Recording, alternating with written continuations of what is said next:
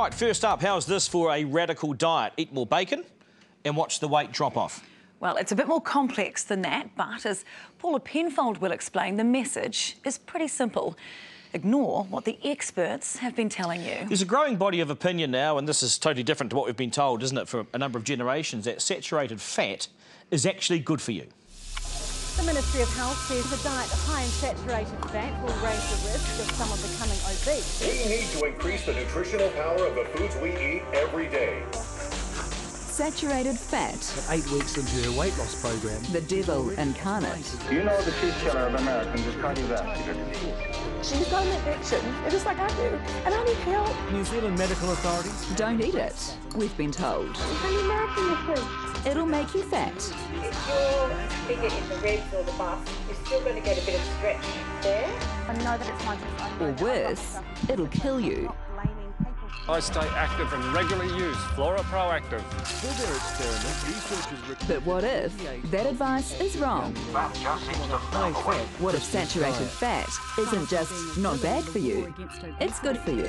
Fat can actually help people shed weight. This controversial new approach, though, is leading to one hell of a food fight involving some of the country's most esteemed health academics. When you start eating carbs, you start burning carbs. And when you start eating fat, you start burning fat. This is actually a pretty good cabinet. Of course, you avoid all the bready stuff, but then you go down, there's a couple of frittatas there. This is the man who's trying to get us to change our old anti-fat ways. Grant Schofield is a professor of public health at AUT. I mean, it's that probably sour cream or something on top. In the old days, I would take that off, wouldn't I? Because you'd think that's full of fat, you should just not have that. Well, I'd carry on with that, frankly. Of course you would. Because why? Because that's fat. It's a good source of energy, and it's high quality, nutritious, nutrient dense. When I say Schofield's discovery began in his work with athletes, but he believes the theory applies equally to the rest of us. When you do randomised controlled trials where people are put on different types of diets, in 30 cases now they've been put in groups where they've eaten diets that are low in carbohydrate but high in fat, and that includes a deal of saturated fat. All of their cardiovascular risk factors, the things that everyone in medicine agrees on affect your health, they improve. It's a complete change for my shopping habits, so you need to show me what to do. It is. So all of this... Schofield has an advocate and dietitian, Dr. Karen Zinn, who's giving us some ideas on how you would eat their low-carb, high-fat way. That's fun, yep. I mean, you know, I would never buy that because that just looks actually disgusting, doesn't it? And, you know, for some people who don't really like getting that type of fat, they can still cut it off, absolutely, and get their fat from elsewhere. Right. But it's actually fine to eat if you're not eating a lot of sugar. I think it's kind of, is it indoctrination? Because I say that looks disgusting, but actually I love the taste of it. I just cut it off because I've been told that I should. Exactly. I mean, fat makes food taste nice. It adds the flavour. So it's the same as skin of chicken. Yeah. Yeah. Can I have the skin on now? Absolutely. Yeah, there is quite a lot of fat in it. Sarah Lilly is already relishing leaving the skin on. Oh, yum, that looks great. Stunning garlic butter. Fat on the chicken and then the garlic butter as well. Yeah, there's fat in them, yeah. She's in PR now, but was a fashion designer for a long time. She was overweight in an industry full of thinness. So, Sarah, why did you start out on this kind of, you know, path? How heavy were you, do you mind me asking? I was 118 kilos when I weighed in. So, I mean, I possibly could have been more. I don't know if I was much more, but I guess when I stood on the scales, when I started, I was 118. So back when you were heavy, you went off to the doctor. What did your doctor say to you? My doctor said gastric bypass surgery, which is very available. At what age? Well, a year and a half ago, I guess. I'm 30 this year, so maybe 28. What she embarked on instead of surgery was a low-carb, high-fat diet, documenting her dramatic progress on social media and in the process quickly gaining thousands of followers, watching her lose nearly 40 kilos. You look great. Getting there. Do you feel I do, but it's taking a while for my mind to catch up with my body. I still feel sometimes a lot heavier than I am, and I'm, you know, walking in the mall and I might catch a glimpse in the mirror and I'm like, who's that? She looks nice, but it's me. There's a lot of butter. So what could possibly be wrong? 40 kilos lighter, all the while not just allowed to, but encouraged to eat fat. Lots of it. But you see, with respect, I mean... Well, meet the nemesis of the high saturated fat school of thought, Otago University professor in human nutrition, Jim Mann, who, you might guess, is profoundly against the concept that saturated fat could be good for you. The one thing I would never concede, and that is that it is okay to have as much saturated fat as you like. Why would you never concede that? Because there is no evidence whatsoever that a high intake of saturated fat is good. And in fact, there's a lot of evidence that a high intake of saturated fat is bad. The food is a change of lifestyle. It's very hard to find any positives about butter in terms of its impact on cardiovascular disease. Which is what we keep hearing. But actually, in recent weeks and months internationally, this argument has blown up in the scientific community. We have this trans fat-laden, crappy, manufactured product that we were eating because we were so phobic about saturated fat and cholesterol. With claim and counterclaim about the benefits or dangers of saturated fat. There is no convincing evidence that links saturated fat with heart disease. He's filling up on fat, he's dropped weight. So should you or shouldn't you? Well, the pro-saturated fat camp says the key is to take out most carbohydrates, especially processed carbs, which they believe have fed the obesity epidemic. But you have to replace that energy with something. So they say eat fat, including saturated fat. And what about cholesterol?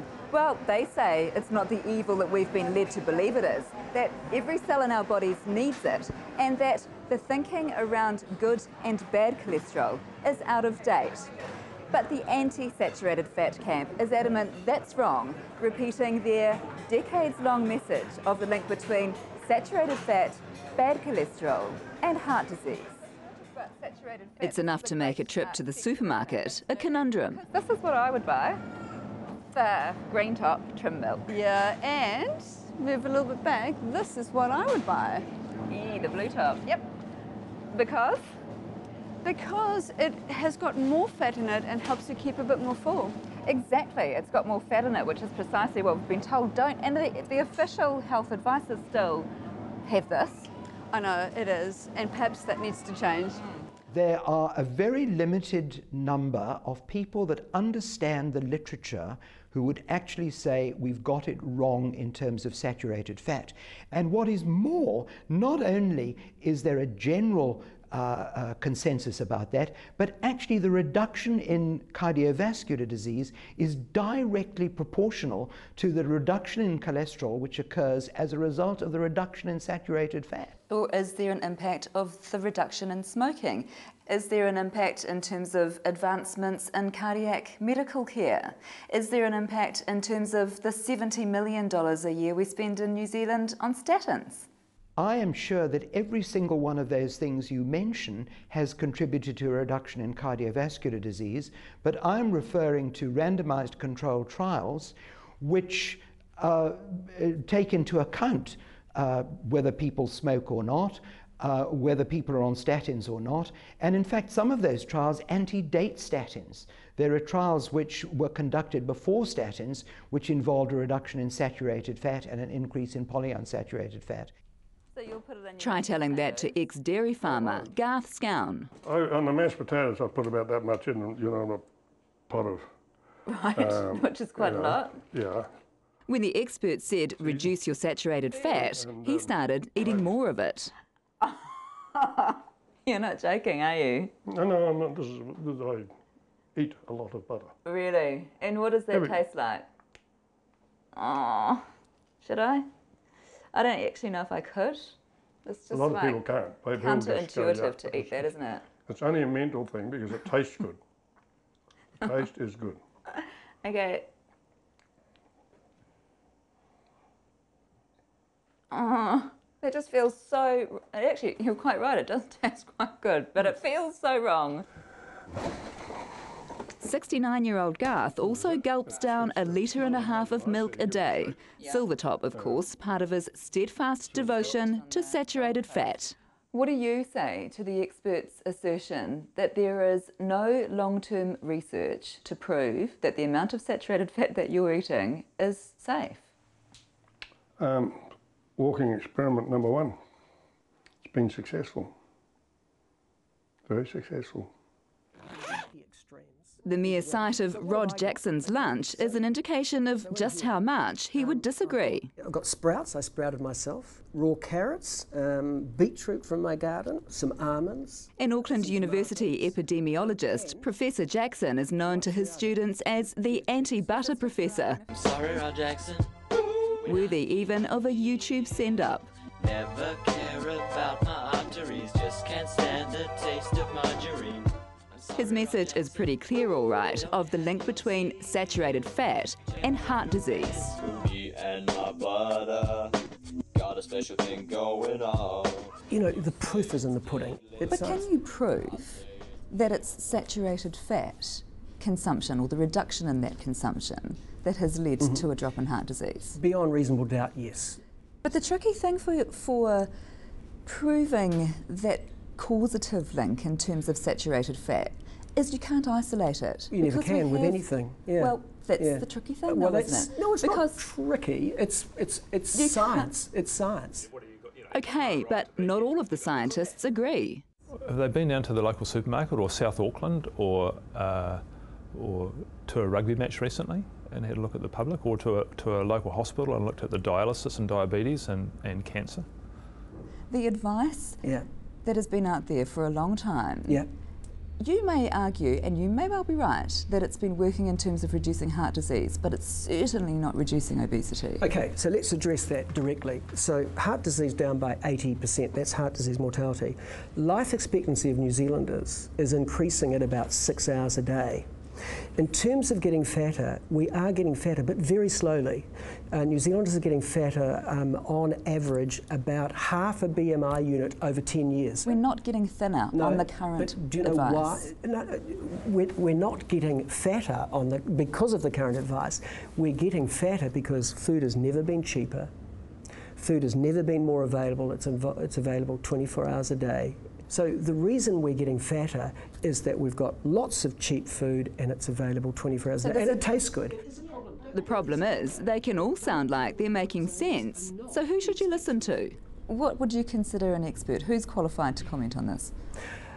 If it's the epidemiological data like the trials, the cohort studies, the ecological studies that we've been talking about, the relationship, then you need to have people who are epidemiologists. Only epidemiologists can comment on this. Well, okay, so epidemiologists would be the people you'd go to first because they're the experts with understanding those study designs. Grant Schofield is a professor of public health at a New Zealand university. He's not an epidemiologist. No, he's a research scientist. He's a psychologist. He's a research scientist. Well, he's a psychologist who's also done exercise physiology.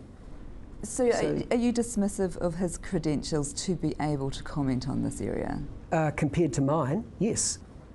What are your qualifications to be proposing this low-carb, high-fat way of eating? Well, actually, I'm a professor in public health. I've got a PhD in physiology and psychology, but I've spent my whole career in diabetes, obesity prevention, but in the exercise side. I didn't mean to get into nutrition. We've been drawn in because of where we think the evidence is. It's amazing, isn't it, Duncan? They're both scientists, they're all scientists, but they are completely wedded to one side or the other. Yeah, I mean, it's like a war zone. It's a bit like a battlefield, isn't it? And Paula Penfold's really trying to get to the bottom of all this, but it's almost like she's stuck between, you know, the two warring factions, if you like, and they both genuinely believe in their side of the argument. And Paula, she'll be back with more after this. Stay with us.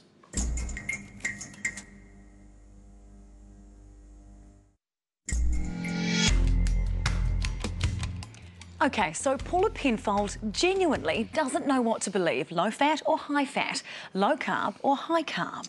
But others aren't stopping to wonder about this, and they're already converts, actually, top athletes. They're rejecting the old theories and embracing the new one. An elite sportsman has more reason than most of us to look after his body.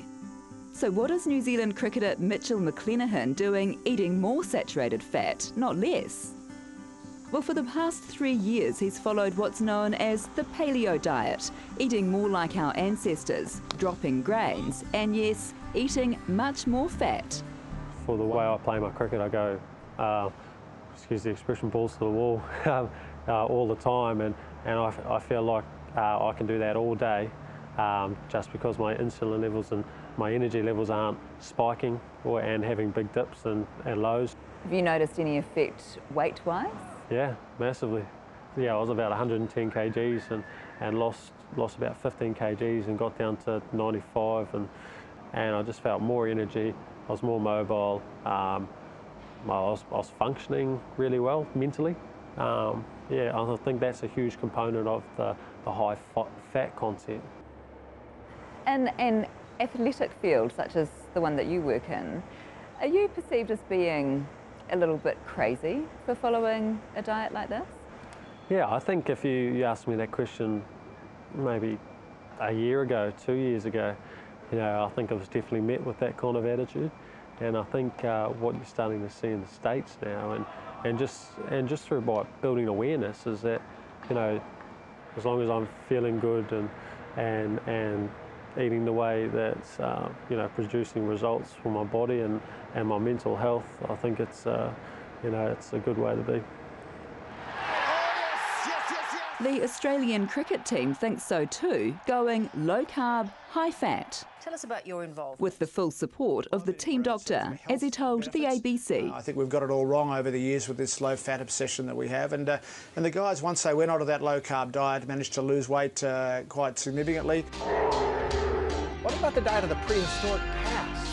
And the no-grain version of that, paleo, the way our ancestors ate, is what the pro-saturated fat people say provides some of the long-term evidence they need. Nuts and seeds, unprocessed meat. If you look over the last 2.5 million years where humans have been evolving, let's look what they've eaten. They've eaten actual whole plants and animals, food that would rot, and they were metabolically healthy. Well, frankly, I think this is the biggest red herring to be polite, garbage to being a bit less polite. Your ancestors and mine, wherever they came from, were jolly lucky if they lived to be 40. But isn't it a little bit facile of you and people like you to say it didn't go so well, they usually died by the age of 40? I mean, they could have died from anything.